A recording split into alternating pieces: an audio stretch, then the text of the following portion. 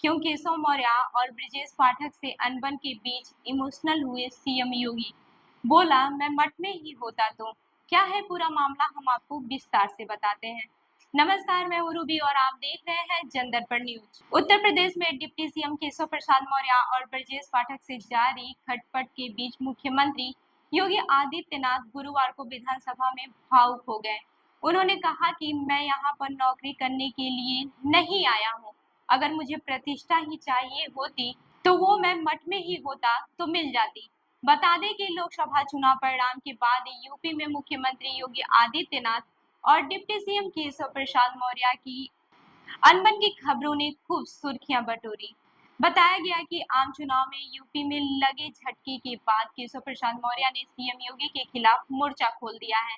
इस बगावत में केशव के साथ उप मुख्यमंत्री ब्रजेश पाठक भी शामिल हैं।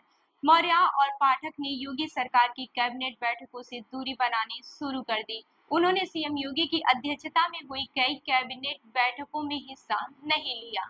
आपको बताते चले कि इस बीच मंगलवार को दोनों डिप्टी सीएम अचानक योगी कैबिनेट की बैठक में हिस्सा लेते हुए दिखाई दिए।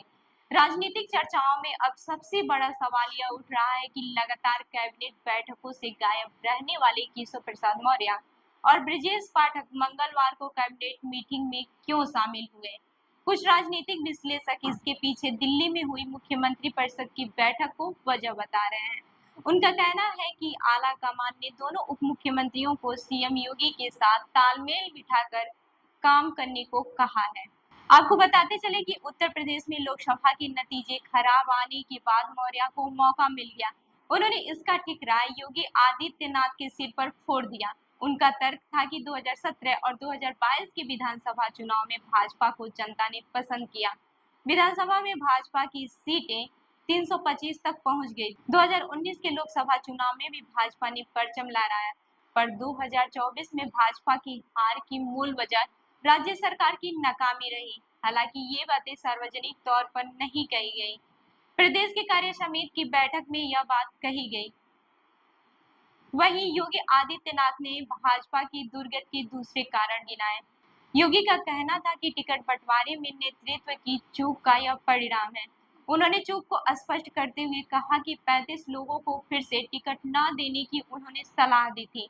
नेतृत्व ने बात नहीं मानी, नतीजा सामने है। 2019 में 64 सीटें जीतने वाली भाजपा को 36 सीटों से ही संतोष करना पड़ा।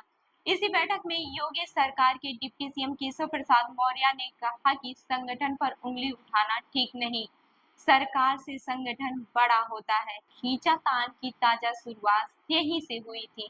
तो इस खबर पर क्या है आपकी राय, हमें जरूर बताएं। तब तक के लिए देखते रहिए जनदर्पण न्यूज। धन्यवाद।